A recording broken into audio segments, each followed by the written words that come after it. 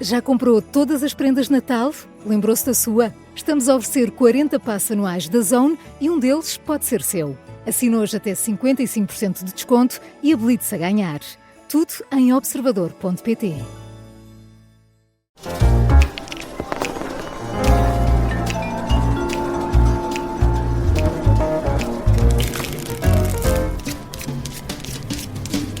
Qual é a pressa? A pergunta que associamos ao socialista António José Seguro tem sido usada nos últimos dias a propósito da crise que se abriu no PS com a hecatombe eleitoral que sofreu e se é preciso definir já um sucessor de Pedro Nuno Santos ou se dá para esperar. Sem pressa, ouviu também o Presidente da República os partidos esta semana, a conta-gotas. Iremos ter um país governável desta vez? Iremos nas calmas para a jogada da semana na segunda parte, vai ser essa, uma dupla jogada da semana com 3 dos nossos 4 ases, a Susana Peralta, o Luís Aguiar Conraria, o Jorge Fernandes. O João Marcos de Almeida não está hoje, mas responde às perguntas dos ouvintes no próximo domingo. É o AS que vai estar de serviço. Nesta primeira parte, temos aqui algumas cartas para lançar para cima da mesa de jogo, deste Fora do Baralho, algumas ainda de rescaldo eleitoral. Estamos sem governo. Neste momento, só o governo de gestão, sem deputados, sem os deputados terem tomado posse. Os liberais aproveitaram este preciso momento para saírem da audiência em Belém a anunciar uma revisão constitucional. Jorge, sai aí uma carta de espadas. É um mau timing ou um mau princípio desde já querer mudar a Constituição?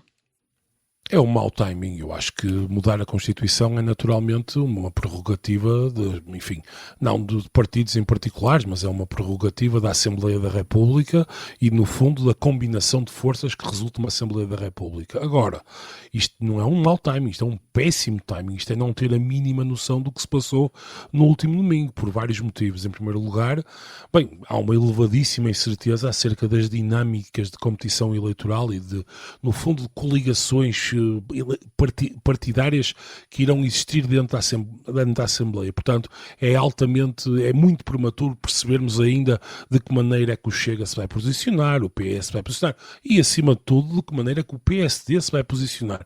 E eu percebo que a Iniciativa Liberal tenha que fazer uma prova de vida porque o último domingo correu, digamos, pouquinho, como diria o outro, não é? Mas isto não tem sentido absolutamente nenhum. É preciso perceber uma coisa. Entrar numa lógica de política de blocos na revisão da Constituição é um precedente perigosíssimo, porque uma Constituição é um documento que é feito e desenhado para, no fundo, ser o chão comum com o qual todos os atores políticos estão de acordo. E a direita tem que perceber, e a direita daqui, digo PSD, Iniciativa Liberal e Chega, tem que perceber que hoje é maioritária.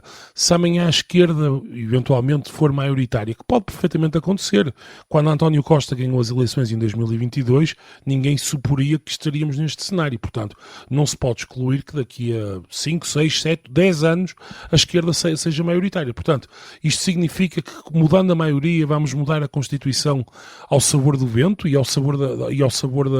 no fundo ao sabor da maioria do momento. Isto é um precedente perigosíssimo e é não perceber até quais são as funções de uma Constituição. E, para além disso, há um outro ponto fundamental, que é, de facto, a direita tem uma maioria constitucional, digamos assim, uma super maioria de 2/3. No entanto, é preciso também compreender que, neste momento, se nós olharmos puramente para esta maioria, o eleitor mediano, digamos assim, está a algures a meio do PSD, o que nós sabemos não representa remotamente aquilo que são as preferências estabelecidas historicamente do eleitorado. Podem dizer-me que, de facto, o eleitorado falou e que escolheu isto. Mas uma escolha de um Parlamento é isso mesmo, uma escolha de um Parlamento. Temos que ter em conta, digamos, padrões históricos, porque sabemos que, historicamente, a esmagadora maioria dos eleitores, digamos, o eleitor mediano, está a algures entre o PS e o PSD. E, portanto, seria um erro que a direita entrasse neste tipo de revanchismos, se quiséssemos, porque isto, no fundo, esta política de blocos, foi exatamente aquilo que António Costa fez em 2015 e que a direita tanto criticou: o fim das regras informais, o fim dos compromissos das elites moderadas, e seria muito mau sinal que a Iniciativa Liberal fosse o pivô disso. E eu espero, a Iniciativa Liberal aqui conta para pouco, eu espero acima de tudo que as elites do PSD tenham mais juízo que a Iniciativa Liberal, tenham mais juízo que António Costa teve em 2015 e percebam que existem coisas que têm que ser mantidas, e não venham falar sequer do preâmbulo, porque isso é uma total idiotice, é de quem não sabe nada do que se está a passar. O preâmbulo não tem qualquer tipo de valor jurídico. O preâmbulo está antes do primeiro artigo. A Constituição apenas tem valor jurídico a partir do primeiro artigo para baixo. O preâmbulo é meramente uma coisa histórica que recorda até as condições em que foi realizada a Constituição e a transição para a democracia, e tem rigorosamente zero valor jurídico. Não há ninguém que possa ir a tribunal num sentido ou no outro e invocar o preâmbulo como um mecanismo jurídico para ter um ganho de causa. Portanto, vamos ser mais sérios, vamos ter calma. A situação é muito volátil, vamos não abrir e mudar as regras do jogo num momento tão volátil como este é o ideal, e esperemos que as elites moderadas consigam prevalecer. Ainda durante a campanha eleitoral, Luís Aguiar Conraria, dizias aqui que a Iniciativa Liberal tinha perdido um potencial eleitor. Agora esta medida faz-te pensar em quê? Em que carta? Não, eu concordo com tudo o que o Jorge disse, incluindo esta questão do preâmbulo, porque é óbvio que não sou nada a favor que caminhemos para uma sociedade socialista, mas realmente também olho para aquilo como uma relíquia histórica e, na verdade, esta coisa de querer limpar o passado destas coisas também faz lembrar aqueles movimentos de esquerda, daquilo que se começou a designar esquerda wokeista de querer também limpar o passado, não é? Aqui é uma espécie de descolonização do 25 de Abril, da realidade histórica que estava presente ali naquela altura. Mas eu pedi para falar só para chamar a atenção por uma coisa, é que a revisão da Constituição, como o Jorge disse, é algo que pressupõe um enorme consenso e por isso é que são necessários 2/3 dos deputados para aprovar. E é um bocado ridículo vir um partido com 9 deputados a pôr isto em cima da mesa. É um bocado, faz lembrar aquela expressão portuguesa de já a formiga tem catarro. Tenham noção também do resultado das eleições e da importância que têm para esta legislatura, que é nenhuma. Susana Peralta, queres dar aqui uma chega também sobre o Chega?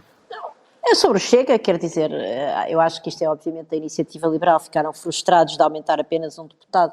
Já agora, resultado que eu lamento, que eu queria, tendo em conta a necessidade, enfim, o valor democrático da alternância democrática à direita, o que eu queria era que a Iniciativa Liberal fosse o partido provavelmente o mais votado, porque é o único quanto a mim que tinha uma mancha grave nestas eleições. Mas pronto, não vou agora entrar por aí. Mas quer dizer, só ganha um deputado, tem o valor que tem, não tem qualquer espécie de valor já agora estratégico na Assembleia da República para ajudar a AD a governar, e portanto isto é claramente Rui Rocha a dizer, olha, agora afinal eu estou aqui, não é? Estou aqui e tal, portanto no fundo a compensar um bocadinho o flop do seu resultado eleitoral, que foi um flop relativamente àquilo que ele esperava.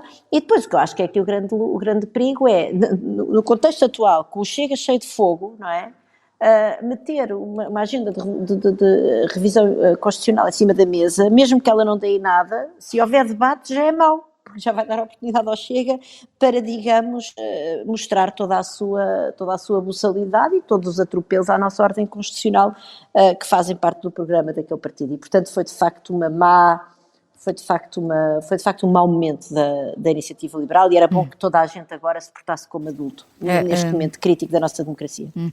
A AD ainda não se posicionou oficialmente, mas há notícias que dão conta de que quer negociar com todos os partidos.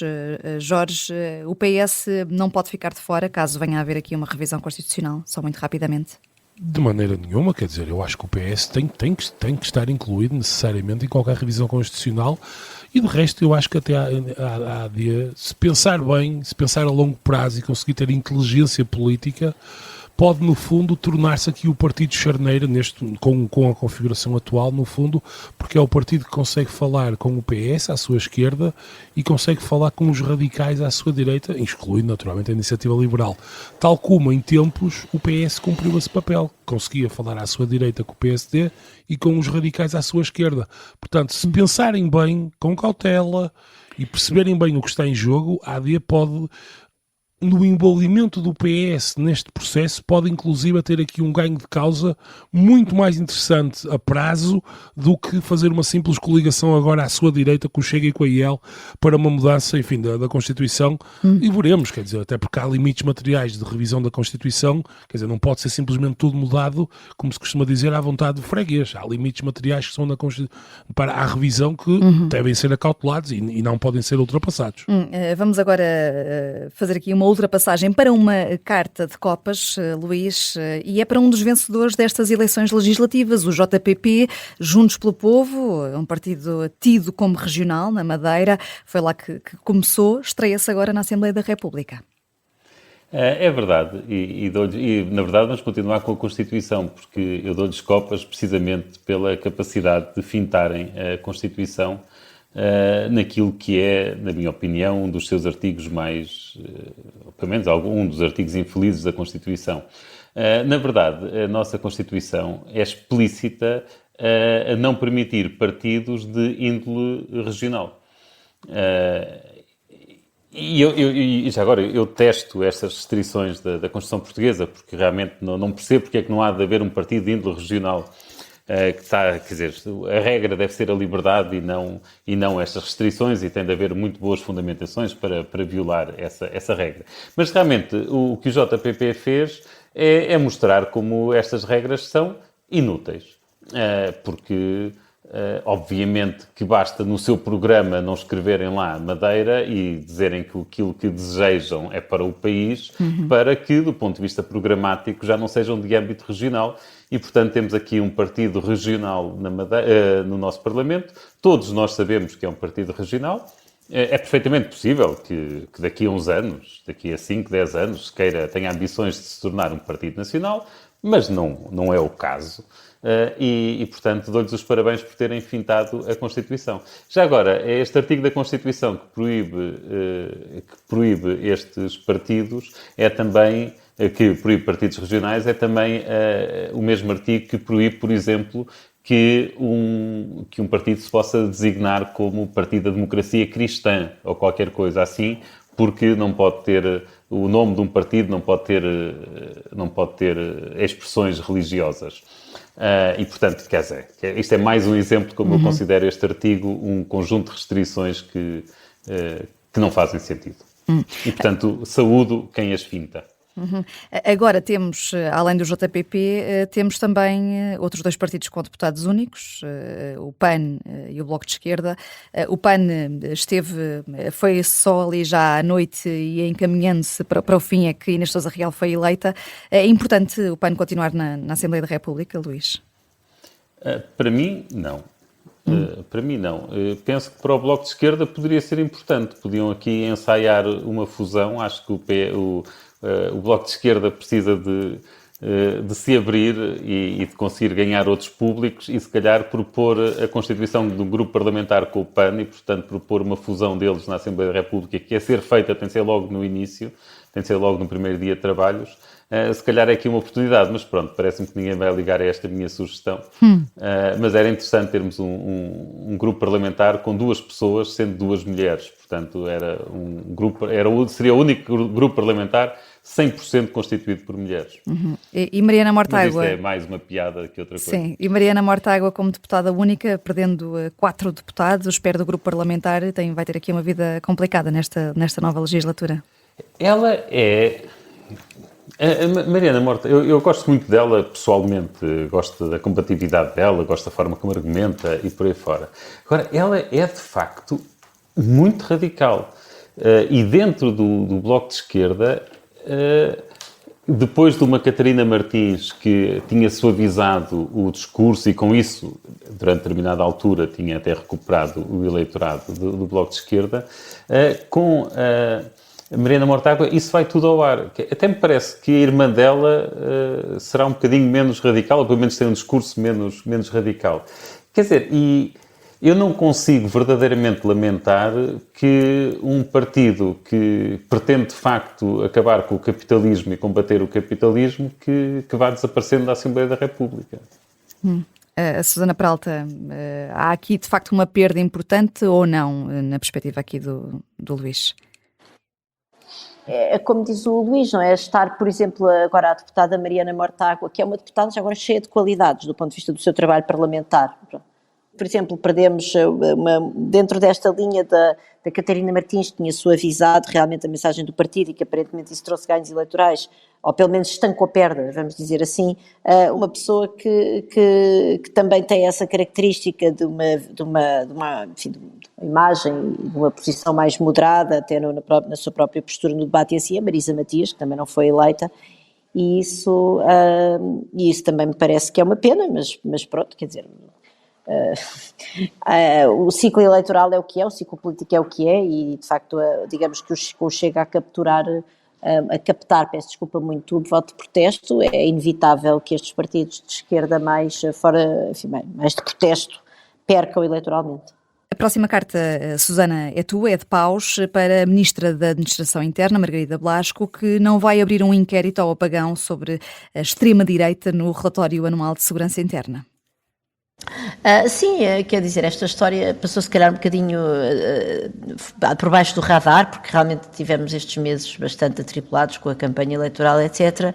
Mas no início de abril, portanto há praticamente 2 meses, foi publicado o relatório anual de segurança interna de 2024, foi publicado isto e foi sobretudo apresentado aos deputados, portanto entregue na Assembleia da República, e foi verificado nessa altura que faltava um capítulo. Esse capítulo chama-se Extremismos e Ameaças Híbridas e teria designadamente informação acerca da atuação de grupos perigosos de extrema-direita em Portugal, de braços de grupos internacionais da extrema-direita.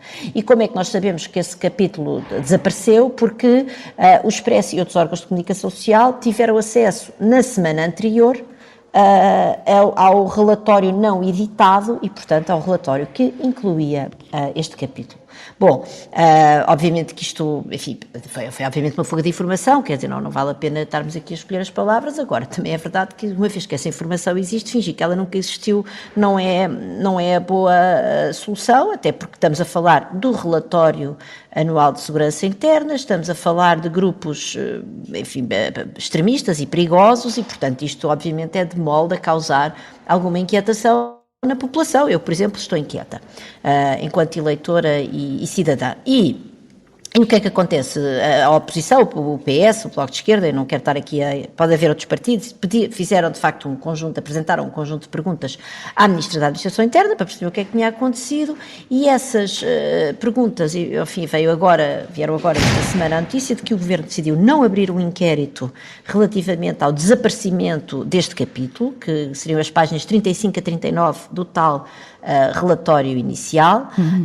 E depois há aqui, sobretudo, realmente uma sonsice, que não há outra palavra, da Ministra, porque a Ministra diz que nunca...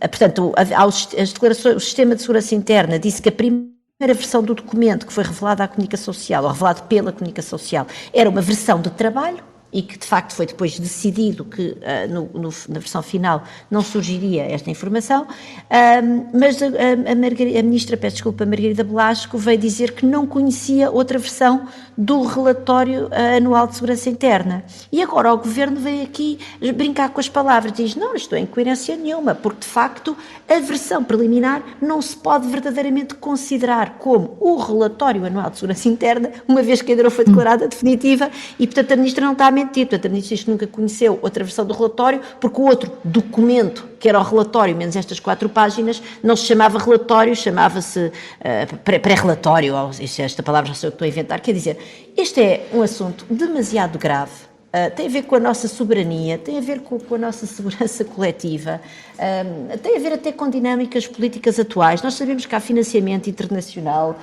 para a extrema-direita, quer dizer...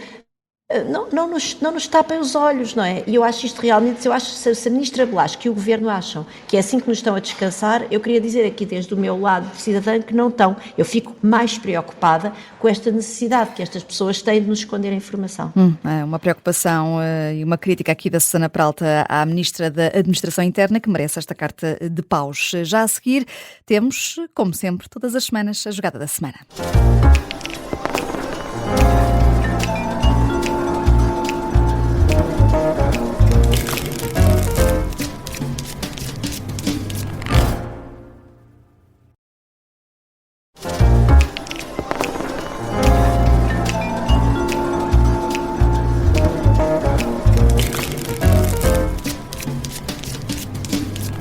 É uma dupla jogada da semana no Fora do Baralho. Governabilidade, este palavrão que nos últimos anos tem-se reduzido a uma espécie de diminutivo, com ciclos políticos curtos.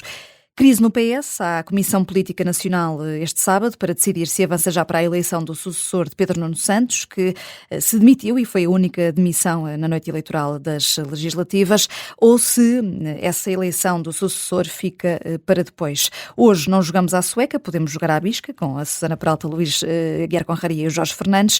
A Joker copia de serviço não entra aqui.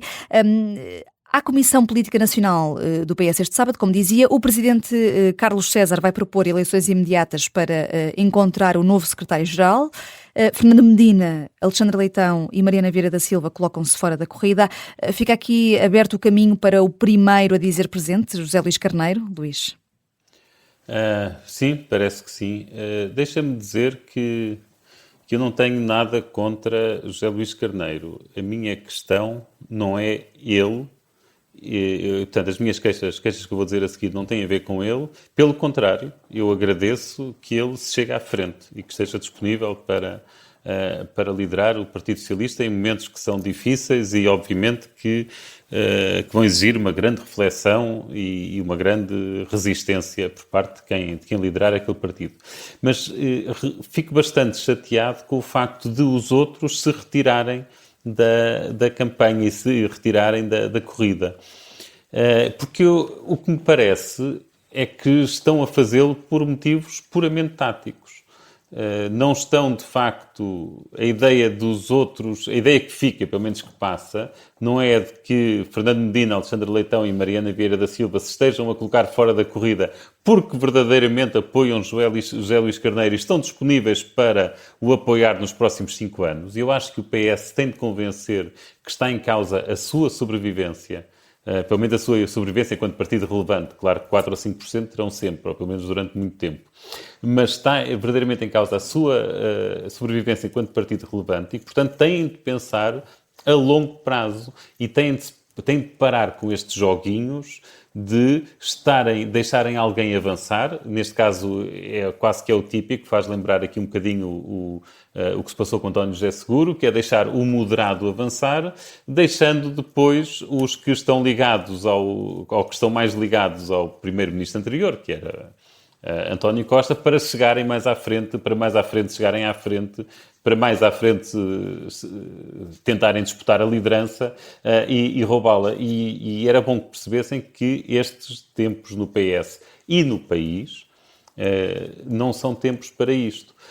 E numa altura em que o PS precisava de fazer uma grande reflexão e um grande debate, porem-se fora da corrida é a garantia de que não vai haver debate nenhum. O que vai haver é uma falsa unidade do partido. E, portanto, isto deixa-me bastante, acho que posso dizer, bastante zangado. Porque acho que, de facto, Portugal está, neste momento, numa encruzilhada política complicada. O nosso regime democrático pode mudar, o nosso regime democrático, como o conhecemos, pode mudar e não estamos em altura de...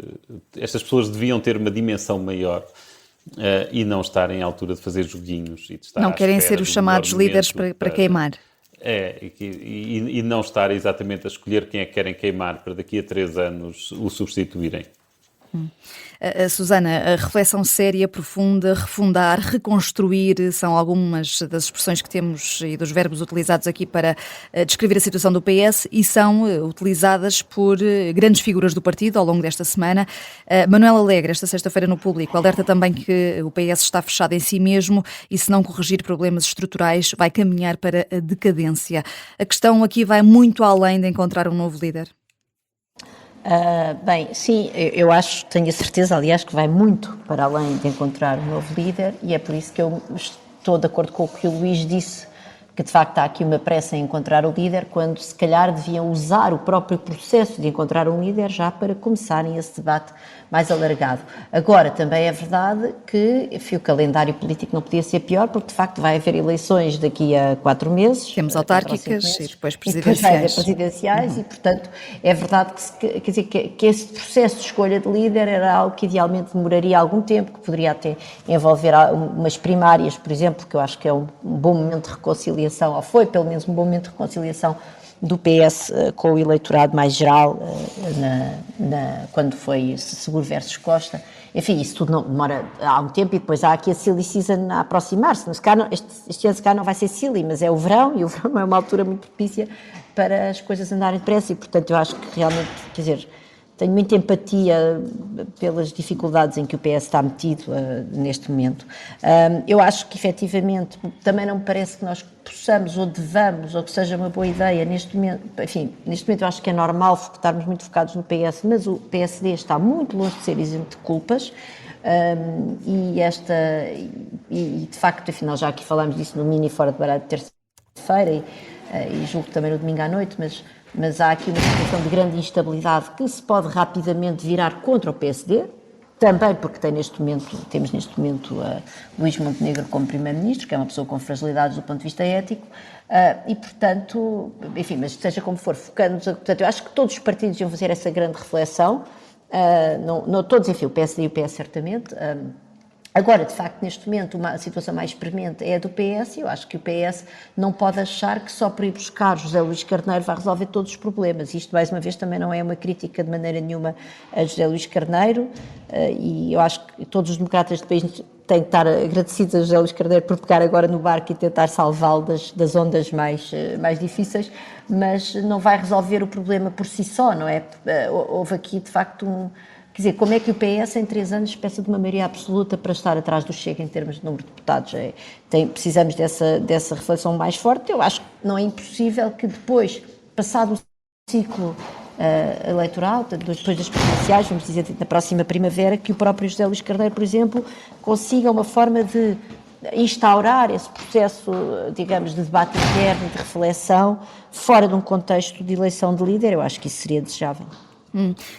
Jorge, o que é que o PS tem de fazer para em poucos meses, e a Susana referia aqui a essa questão do calendário, estar à altura dos embates eleitorais que se avizinham? O Expresso até tem hoje em manchete que 21 câmaras podem passar para as mãos do Chega. Há esse risco. Sim, bem, o PS aquilo que precisa ter é um projeto de país e não um projeto de poder. E esse é que é o problema. E isso faz-se em poucos meses? Não se faz em poucos meses. A última pessoa que, enfim, eu vou dizer aqui o que pode ser uma heresia, mas a última pessoa no Partido Socialista, na liderança, que teve um projeto de país foi o José Sócrates. Tão simples quanto isso. Independentemente dos seus, digamos, das suas desditas com a justiça, para pôr a coisa de forma suave, Sócrates realmente tinha um conjunto de linhas mestras que, quer dizer, no fundamental repetiam um bocadinho o ar do tempo, mas que na altura até estavam relativamente à frente de algumas coisas que depois se revelaram acertadas, como por exemplo as energias renováveis, a aposta na ciência, por exemplo as infraestruturas que ele na altura puxava para a ideia de fazer a ligação por TGV a Espanha, ou o novo aeroporto, quer dizer, as qualificações dos portugueses. Havia uma ideia de país, pode-se concordar ou não, atenção, e eu estou à vontade para dizer isto, porque nunca votei em José Sócrates, nem em 2005, mas de facto o José Sócrates tinha um projeto de país, com defeitos, claro, mas António Costa nunca teve um projeto de país. António Costa foi um total vazio, e portanto a ideia de que estas pessoas, Medina, Mariana Vieira da Silva, etc., no fundo podem ter algum mérito no sentido de terem algum capital político porque são herdeiros de António Costa. Não, é precisamente o oposto. Ser herdeiro de António Costa, na minha opinião, não conta como capital político, é precisamente o contrário. E portanto o PS o que tem que pensar é qual é o seu projeto de país, e o projeto de país do Partido Socialista naturalmente tem que voltar a ser um projeto em que tem que ser um partido de massas, interclassista, que não pode estar puramente refugiado em algumas classes sociais, nomeadamente os reformados. Basta pensar, quer dizer, já foi detectado mesmo na altura que António Costa teve a maioria absoluta, já na altura era muito discutida, por exemplo, nos meios da ciência política, a total razia que o Partido Socialista tinha entre os jovens. Entre os jovens, ninguém, ou quer dizer, tem um apoio limitadíssimo. E, portanto, isto denota que o PS, no fundo, tornou-se o refúgio de um conjunto de pessoas que, com toda a legitimidade, porque todas as pessoas neste país têm o direito, no fundo, a defender os seus direitos. Mas o Partido Socialista tem que perceber que tem que falar para toda a gente, tem que ter um discurso para toda a gente. E com que equipa é que pode fazer isso? José Luís Carneiro pode dar essas garantias? Carlos César daria mais? Outros nomes? Eu não quero ser deselegante nem para um nem para o outro, mas quer dizer, acho que nenhum deles tem a estatura intelectual, política, visão para uma coisa dessas. Quer dizer, o Carlos César, eu acho que o Carlos César é uma personagem sinistra. Acho que José Luís Carneiro é uma pessoa estimável, certamente, e parece-me até que tem bastantes qualidades enquanto ministro, mas não me parece que tenha remotamente esta ideia de país que seja necessário, e isto agora vai embocar naquilo que é um dos problemas agora clássicos da democracia portuguesa, que é a incapacidade de gerar quadros políticos de elevada qualidade, porque não nos enganemos, quer dizer, o PSD está entregue a Montenegro, eventualmente poderá estar entregue a Hugo Soares daqui a uns anos, portanto é pessoal deste calibre que nós estamos a falar. Portanto, este é um dos problemas da democracia portuguesa central, a incapacidade de gerar quadros políticos de alta qualidade que tenham uma ideia para o país, mas que digam a verdade aos portugueses, a verdade aqui no sentido de há coligações eleitorais que têm que ser feitas e, acima de tudo, em todas as coligações eleitorais e nas escolhas que o país tem que enfrentar nas próximas décadas, vai haver ganhadores e perdedores. É impossível que todos sejamos ganhadores ao mesmo tempo.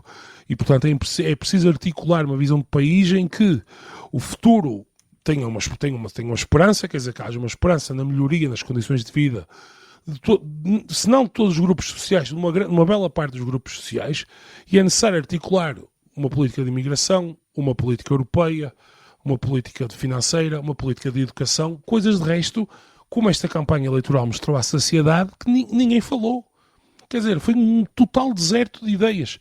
E isto, no fundo, mostra o estado em que a democracia portuguesa chegou. No fundo, quer dizer, as coisas estão um bocadinho em piloto automático e os dois partidos continuavam, no fundo, a ganhar eleições um bocadinho por inércia. Portanto, estavam instalados e ganhavam eleições, etc. E o Chega apareceu assim como um partido que conseguiu romper, digamos assim, este bipartidarismo e conseguiu cavalgar a onda de muito descontentamento que existe na sociedade portuguesa. E o descontentamento, de resto, não é uma coisa estranha, na medida em que, repara, quer dizer, seria estranho que, desde 2008, tivemos uma crise financeira, tivemos uma crise económica profundíssima, um primeiro-ministro que foi preso com acusações gravíssimas, temos vários grupos económicos que foram à falência, muitos deles com ligações estranhas a governos, a vários governos. Foi pedido aos portugueses que injetassem milhares de milhões na banca, vimos uma imigração completamente desregulada. Portanto, quer dizer, o espantoso é que o Chega só tenha arrebentado em 2025 e não tenha acontecido antes. E é neste contexto, começámos por falar do PS, mas o Jorge também nos colocou aqui a olhar para essa questão de coligações eleitorais, de alianças, como ter um país governável.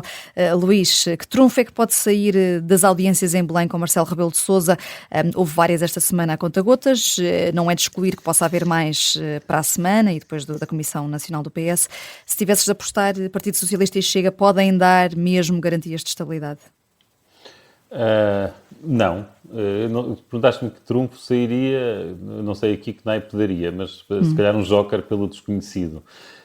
Mas, a ver, o PS, quer dizer, a garantia que o PS pode dar de estabilidade é, digamos que, aquela de estar tão fragilizado que não pode correr o risco de mandar o governo abaixo nos próximos tempos. E nesse aspecto poderá dar aqui alguma garantia de estabilidade. Mas não a pensar propriamente no país, mas a pensar no próprio partido para ganhar tempo. Idealmente pensavam nas duas coisas, não é? Mas pronto, mas só por autointeresse se calhar já estão tão fragilizados que não poderão querer ir a combate novamente. Em relação ao Chega, eu acho que nós temos de mudar um bocadinho a nossa perspectiva. Já não podemos tentar perceber, tentar colocar-nos da pele do Chega.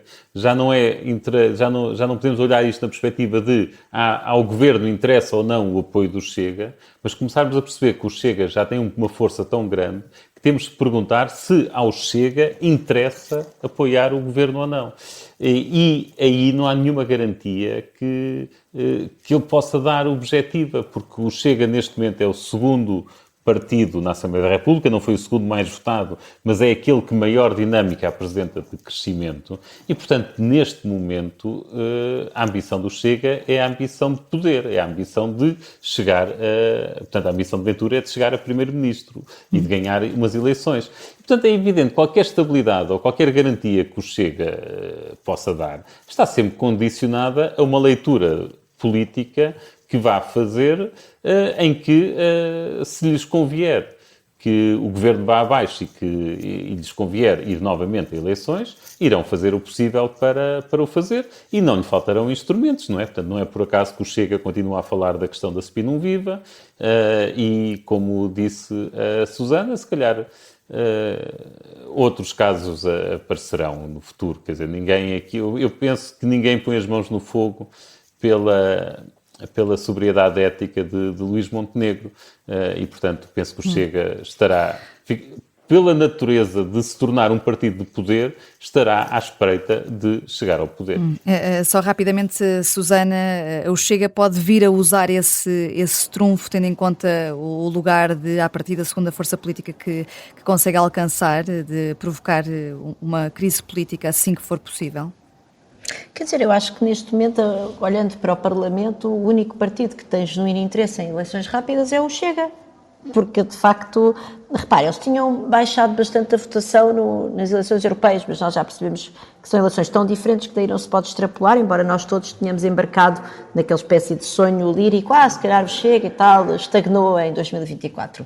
Depois estava no meio de escândalos, de situações graves com membros do seu grupo parlamentar e não só, também pessoas do poder autárquico, e nós até achámos que a primeira moção de censura a Montenegro, que foi feita pelo Chega, enfim, interposta pelo Chega, era uma maneira de um bocadinho tentar distrair as pessoas de casos de abuso sexual de menores, prostituição de menores e de roubos de malas, etc. Mas de facto o que se mostra é que o Chega está com um gás eleitoral enorme.